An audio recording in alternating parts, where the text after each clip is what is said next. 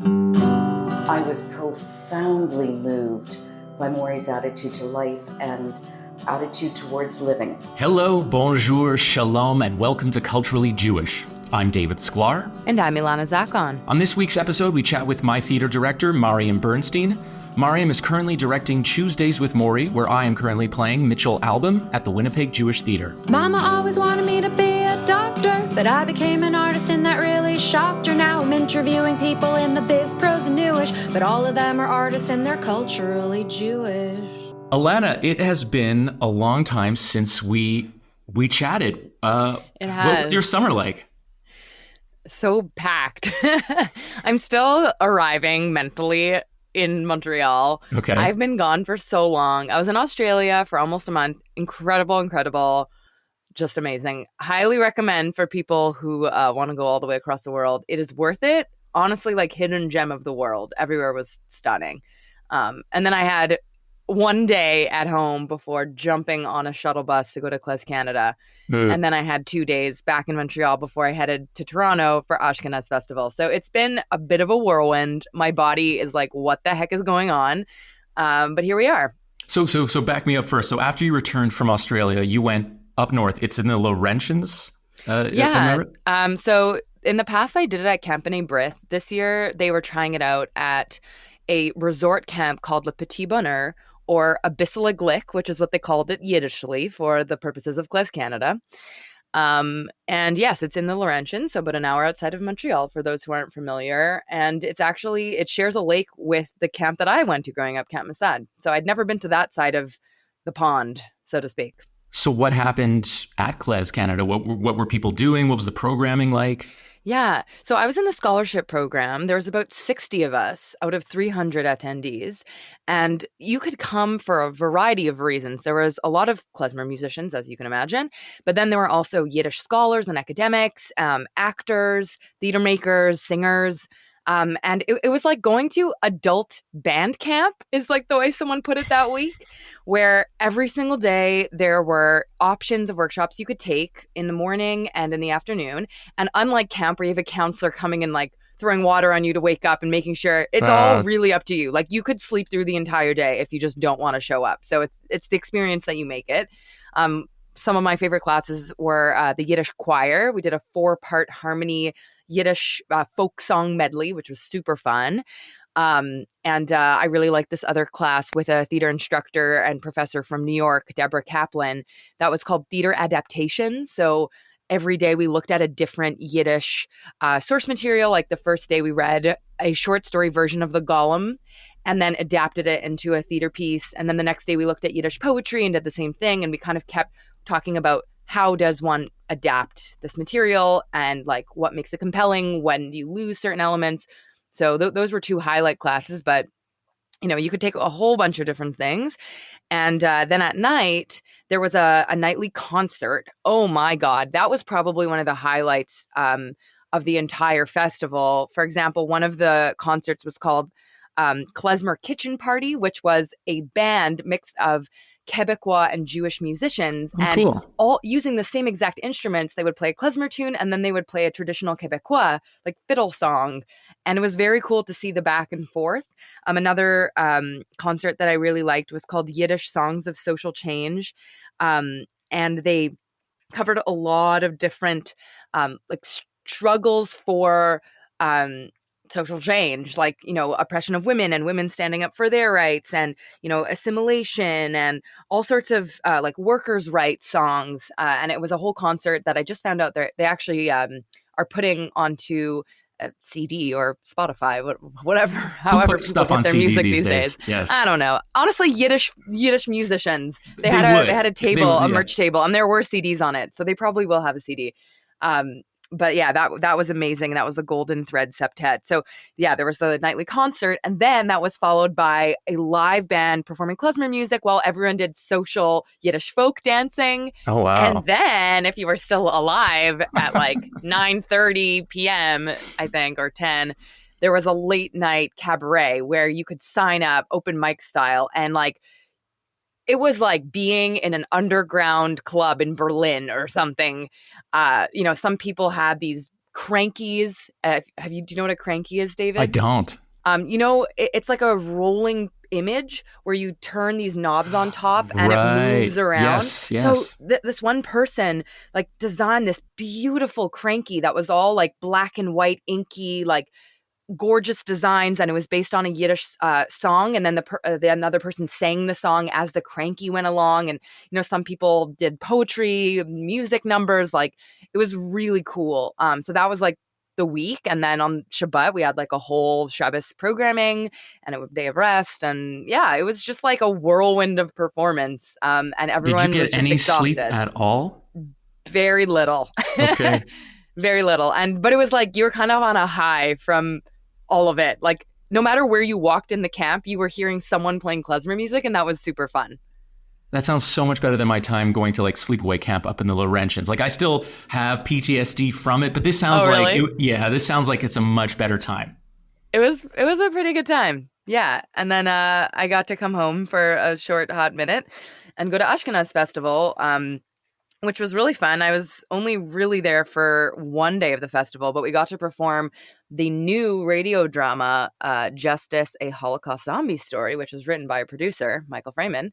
It was indeed. Tell me more about that. Yeah, so the first 2 episodes have already dropped, so be sure to check that out, cjn.ca/zombies. And it is exactly what it sounds like. It's a Holocaust story about zombies. It's very poignant. It's very funny. It's very fun. I played a character of Tema, who's a left-wing Jew who lives in Germany. Definitely check it out. I'm gonna totally agree to that. I remember when Michael presented the script to me, he said, "Hey, David, would you mind just taking a look and giving a bit of feedback?" Like I was surprised how good it was. It was funny. I agree. It was genuinely engaging. I was like, well, yeah, maybe tweak a little bit here, tweak a little bit there, but it was ready to go for a full production. Yeah. And I'm so happy he got off his tuchus and did something with it. And now we can all enjoy it together. So I do highly encourage anyone listening, Justice, a Holocaust Zombie Story, to check it out wherever you do download your podcasts. And fun fact, if you're a subscriber to our show, we're going to be posting the first episode. So take a look out for that. So we recorded the actual show a bunch of months ago in Toronto, but at Ashkenaz Festival, we did a live staged reading of some scenes and excerpts from the first 2 episodes with a little bit of narration from Michael in between. And we had a Q&A session, and people asked really good questions. I feel like they were really engaged and wanting to know how they can bring this to like high school students and how it's such a good tool for Holocaust education in a fun way. I'm really excited about it. And I was listening to it on the way to rehearsal here in Winnipeg, and I was just smiling and laughing out loud on my walk over. Ah, yes. And while I was there, I also got to check out a couple of shows at Ashkenaz. It was my first time at Ashkenaz Festival. I don't know if you've ever been, David. No. Are they always based in Vancouver? Where do they move around? Toronto. Oh, sorry, Toronto. Are they always based in Toronto? Is in Toronto. It was really cool. I'm surprised we don't have something like that in Montreal. It's a big open air, like, concert festival thing that takes place right on the harbor front. So you have the CN Tower in the back all lit up as it's getting darker, and it turned like rainbow colors at one point. And it's open to the public, and all the concerts are free, which is so cool. So like, obviously there was probably the majority of people were Jewish, but you would see passerbys just be walking on the boardwalk and are like, oh, this is cool. And then coming to sit down, and there were tons of people who weren't Jewish. And I know this because at one point when I was watching an act called Kosher Gospel, which I loved, a Black Jew from New Jersey who gospelified Jewish brachas. Cool. Adon Olam was real fun. And at one point he asked people to sing like Hina Metovu Manayim or something. And I looked around to see who didn't know the words. And there was a good chunk of people who did not, which gave me a good sense. Hey, those could have been Jews too. Lots of Jews probably don't know the words either to that song. That it could be, though. If you're coming to Ashkenaz Festival, I would hope that they know that one. But that was super fun. And then I also got to see So Called. And Josh Dolgan was also at KlezKanada. So it was fun to see him again at this festival. You've had a little bit of a KlezKanada reunion. Yeah, you've had a super packed, very busy summer. I have. How about you, David? How are rehearsals going for your show? I know we're about to get into the interview, but how are things for you? Things are going, moving along nice. I'm surprised it is very quick, right? We are now entering week 2 of rehearsals, and we're going to have our first preview on the 19th of September. So it is happening fast. There is a lot of dialogue. It is a straight 90-minute play. And it's just me playing Mitch and my co-star who's playing Morrie. And, lucky for Morrie is doing a lot of sitting. So I'm doing most of the heavy blocking as I move around. So I'm just trying to incorporate my lines, my objectives, and all the blocking together. It's all in my head. And I'm a little tired, to be honest. That's fair. But, you're working. That's good. I am working, and it's I've always wanted to come to the Winnipeg Jewish Theatre to perform, so I'm happy, and it feels like, we talk about this, but I mentioned this on the interview, but it's like, oh, I'm in a real safe space right here, right now. Yeah, aren't you lucky? They're so few and far between, no matter where you go. I know. But yeah, that's awesome. I hope that, I don't know, maybe the show tours at some point, so we could see it down on this part of Canada. Yeah, it's always easy to program Tuesdays with Morrie. You just need two Jews, two fellas, 2 Jews and a chair, 2 Jews and a wheelchair. Yeah. So I read the book Tuesdays with Morrie a long time ago. I think I was in CEGEP, so I was like 19 or something, and I remember loving it. How similar is the book to the play? And for those who haven't read the book, tell us a bit about it. For sure. So this was like a big hit in the mid-90s. I think it hit Oprah's, top book to read. And it's basically Tuesdays with Morrie is a true story of this sports reporter, Mitch Albom, who later becomes a published author, and his former college professor, Morrie Schwartz. The two, embark on a series of Tuesday meetings that explore life's, most important lessons of love, family, and the meaning of life, because his college professor, Morrie Schwartz, is dying of ALS. And he decides, I need to reconnect. My life is not where I want it to be, where it's supposed to be. He feels unsatisfied in the world of sports. And he says, I've got to do something different with my life. And he, all of a sudden, randomly one night, catches an interview with Morrie Schwartz on Nightline that Ted Koppel was hosting at the time. And he decides to take a random trip outside of Boston to meet with his old teacher. And they reconnect and they form this, life bond to learn about what is it like, what are the important values about life, about death, about family, about aging and community and forgiveness. And these are the lessons that happen every Tuesday until the end of Morrie's life. Have you had any interesting insights into the story or like your Jewishness or any poignant moments? Because even just hearing you talk about it is bringing me back to how I felt reading the book. Like I feel almost emotional hearing about it because I just remember how it's one of those books that really sticks with you. Even though it's a very simple message, there's a lot of really good, poignant messages in the book. Yeah, and you could read this book in one sitting. It is a quick read, but there is so much inside. And in rehearsals, we've sort of talked about, it was almost like Mitch is kind of a modern day Hebrew prophet, right? Where he took the words on high from Morrie Moses Schwartz. He took these lessons that were important. He put them in his book, and he went to the world and said, hey, I think these are important messages that we as a society, as people, need to learn to live by, that it is not about how much you earn. It is not about, you're always busy and you're always working and you're go, and you let your love relationships suffer and you let your family, you cut your family because, you got to be big and you got to be on top. And it's all about who do you know? And this conversation and this play and this book was all about finding what matters the most. And, as I grow up and as I get older, it is more about family. It is more about community. It is more about your loves in your life that mean more than any amount could really bring you. It's not going to bring you happiness. And these are basic values, but we constantly need to, I think, reread them and relearn them year after year after year, almost like what people do with the Torah and the Talmud. I love that. And so you recently sat down with your director and talked a bit about the show. We sat down in between rehearsals. We went to the green room and had a chat about the show, about her process, about working together, but also a bit about the Winnipeg Jewish Theatre. What does it mean to be Jewish artists today? So let's take a listen.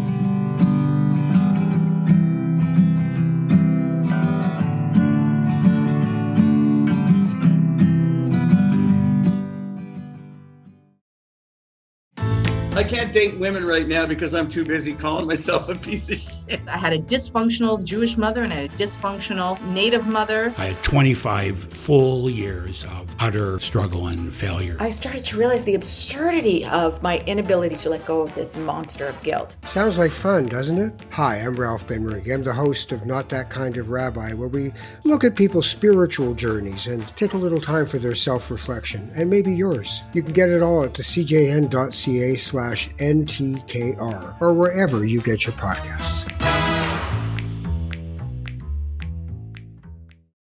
So, Mariam, can you just tell me where we are and what are we doing here? We are creating a production of Tuesdays with Morrie by Mitch Albom for the Winnipeg Jewish Theatre. You are playing Mitch. I am. And I'm directing. And you are indeed. So how did the play Tuesdays with Morrie come your way? It was offered to me. The artistic director was planning a season, and it seemed like a really great time for a heartwarming, life-affirming, innately Jewish piece like Tuesdays with Morrie. And I don't know if it's the first time you read the script when you got it from Winnipeg Jewish Theatre, but what spoke to you the most from the script on your first read-through? I remembered reading the book many, many years ago and being very touched by it. And I think that and it is like a great work of art, this book speaks to you differently at different ages. And you can relate more to what Mitch is going through, you can relate more to where Morrie is, and there's something to be gleaned from it at any age. I was profoundly moved by Morrie's attitude to life and attitude towards living. And I think what hit me most was his concept that giving is living. And because I've always felt, I didn't say it as succinctly as he did, but I've always felt that whatever gifts or abilities one is given in life, it's our job to share that and use them for tikkun olam. Yeah, and I think one thing, because the book came out in the mid-90s, right? And there were many life lessons that you would think all of a sudden don't apply to our 21st century world, right? Mm. Our world has become so much more chaotic, more messy, obsessed with technology, more so than Morrie could have ever imagined, right? He was just complaining about like TV, like he had the same TV set from the 1950s. Yeah. What would today look like? So on some levels, I think, he would still probably have the same life lessons, absolutely, but more so. More, exactly. I agree 100%. And I didn't find anything in the book that was irrelevant or obsolete. Yeah. Because they're basic life values. His whole thing is about people. His whole life was, life isn't about things. Life is about people and connections and relationships. And, when you think, when you read a story like about Morrie's decay, his physical decay, you go, how would I possibly handle that with a grace and dignity and positivity that he does? And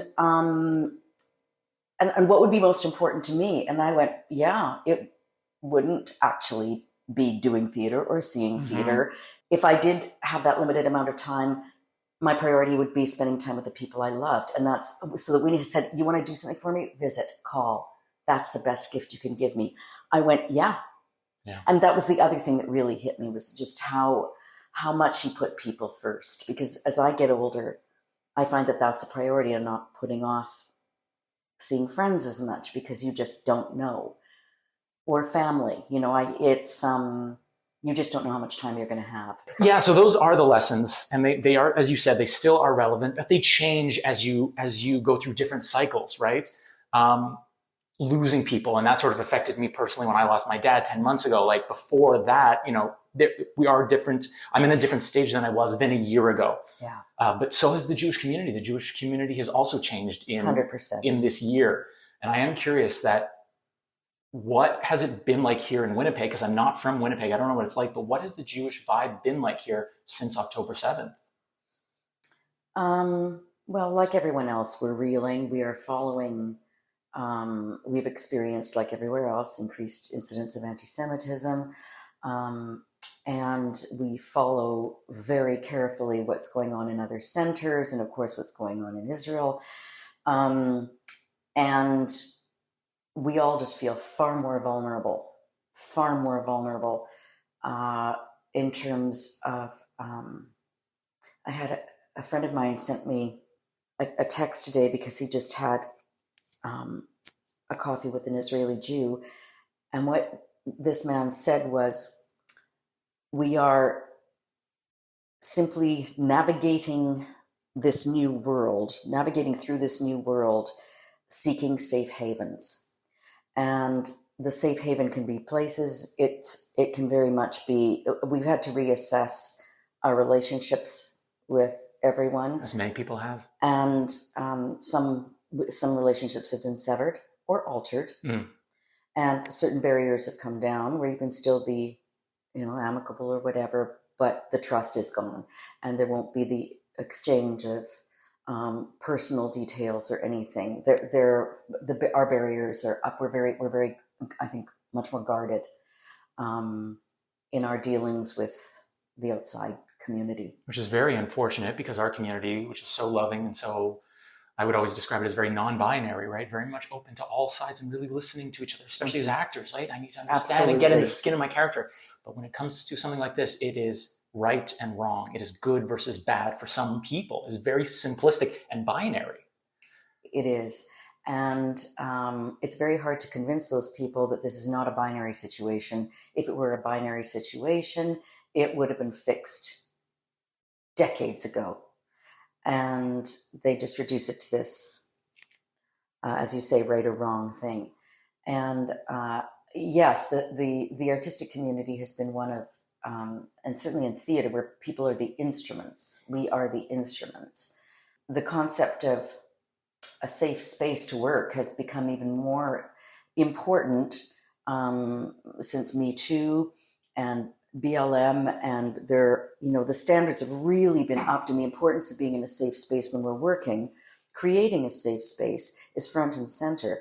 I do not feel the same in rehearsal spaces as I used to.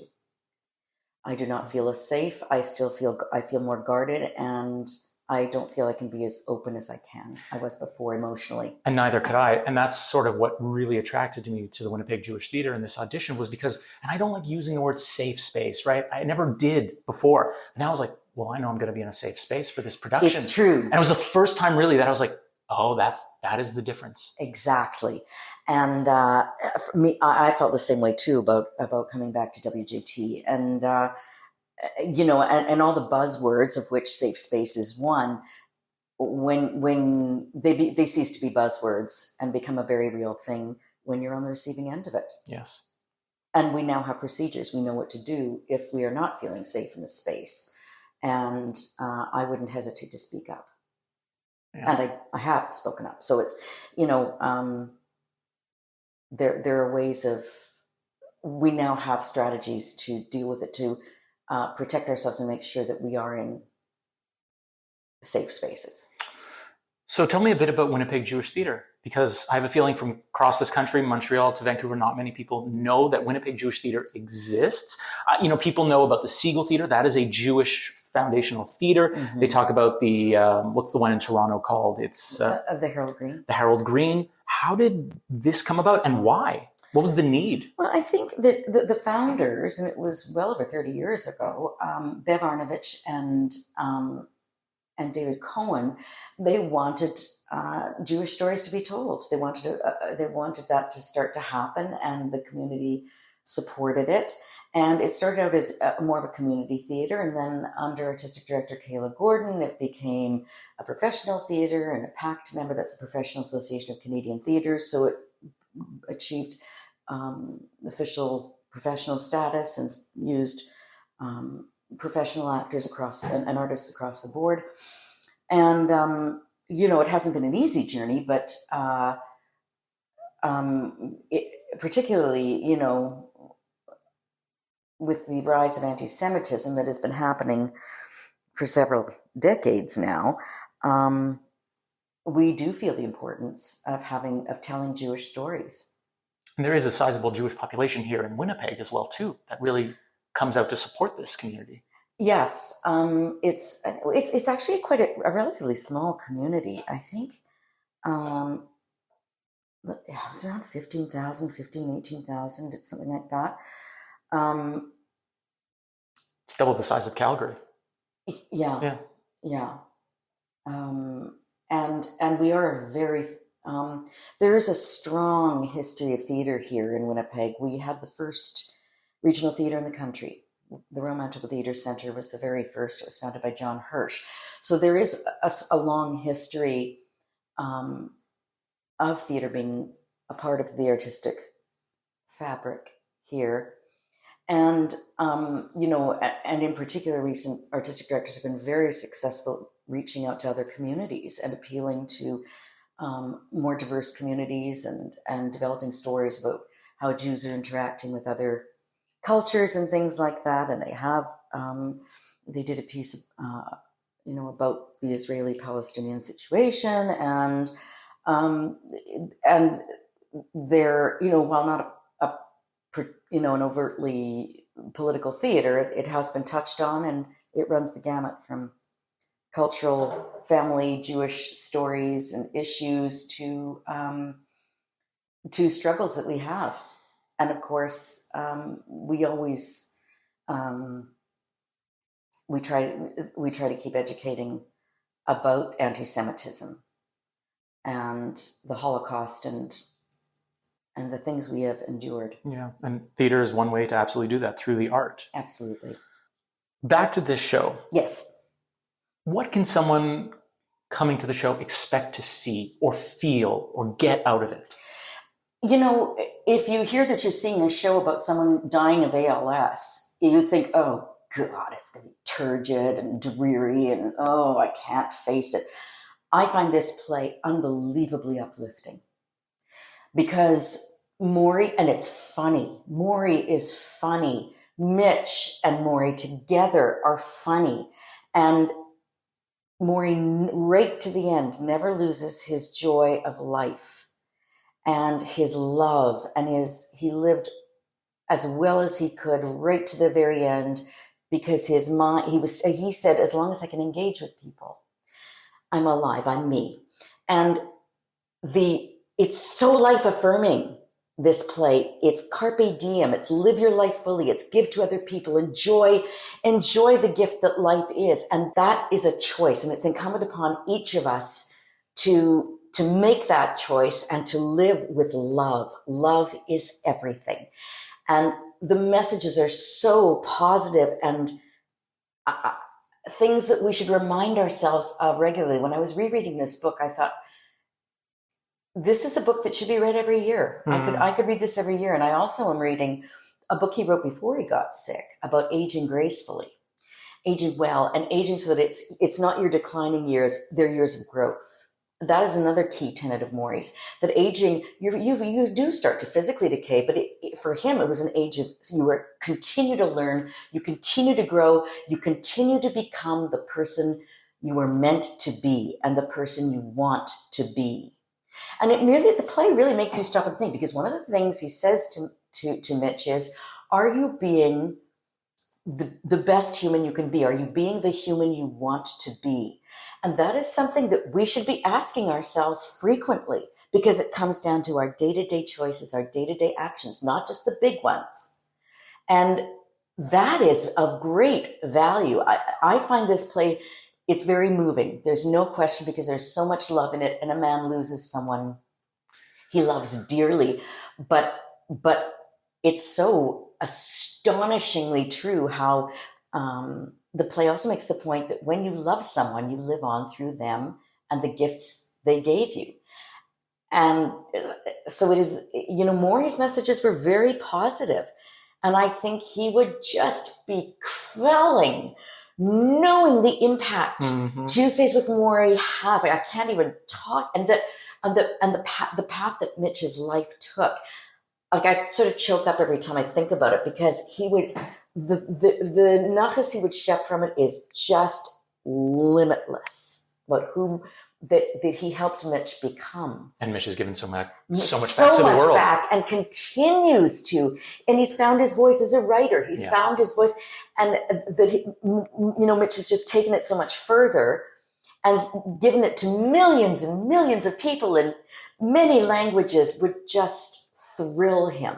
Yeah, because I think when I'm reading for Mitch, He almost sounds like a modern day Jewish prophet to me, right? He got the tablets. He looked at the rules to live by life, and he said, I have to spread this message to the world. And he has in many, many different ways to make the world a better place, and to do his little difference that he has affected so many millions of other people. And again, to me, there's a very tangible link between Morrie's philosophies of giving and giving what you can to people and teaching and helping and loving. It is very linked to Tikkun Olam. Yeah. It's a pillar. But to me, Tikkun Olam can be an abstract concept in some ways that you fulfill. Morrie got very specific with how we as human beings can start to do that. And I find that inspiring and wonderful.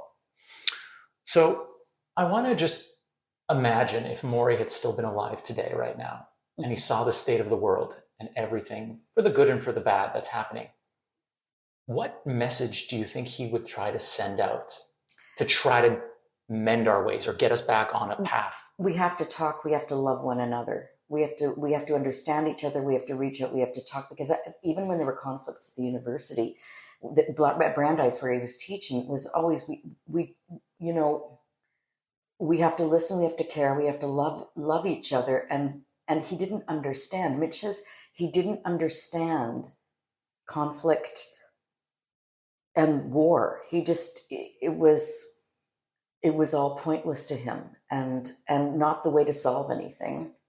I don't know what he would have thought of the dire situation, the extreme situation in the Middle East. I wouldn't presume to go there, but I don't think his fundamental, his fundamental principles would probably remain intact. Yeah, love, as he said, love is everything. Love is everything. Well, thank you very much for sitting and chatting with me. Oh, my pleasure. Shall we get to rehearsal?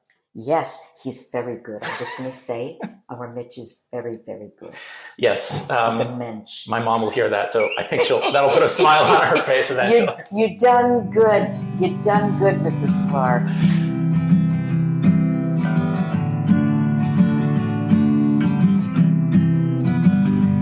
So, David, what is on your radar? Well, of course, I have to mention Tuesdays with Morrie, happening at the Winnipeg Jewish Theatre from September 19th to the 29th. If you're in and around the middle of the country, come down, check it out, and come say hello after the show. I have a lot going on in Toronto right now.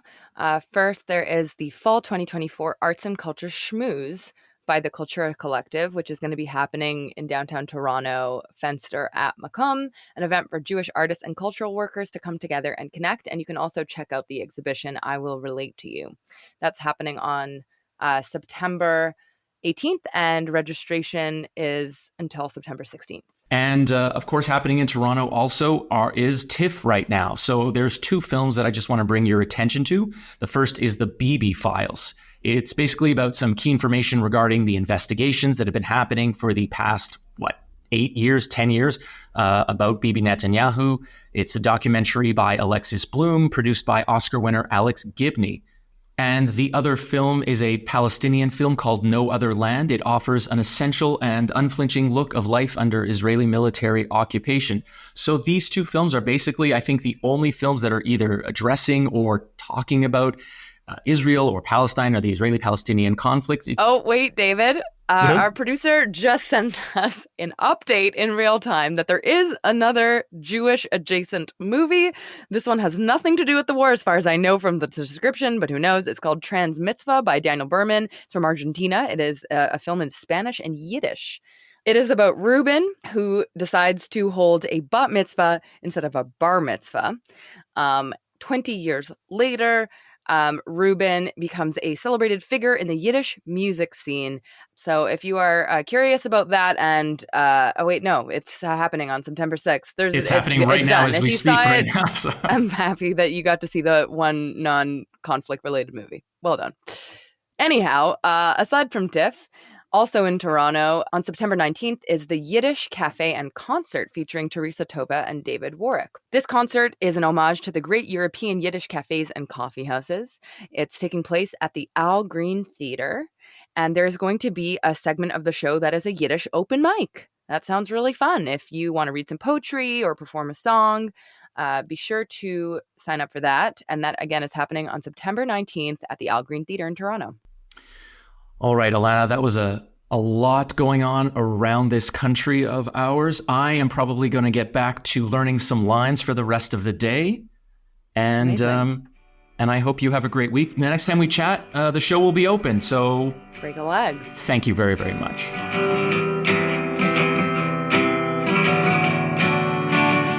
Culturally Jewish is hosted by me, David Sklar, and Ilana Zackon. We're produced and edited by Michael Freeman, and our theme music is by Sarah Siegel-Lazar. We're a member of the CJN Podcast Network. To support our work and everything the CJN does, visit thecjn.ca/donate to make a monthly donation and receive a charitable tax receipt. Thanks so much for listening, and see you next time.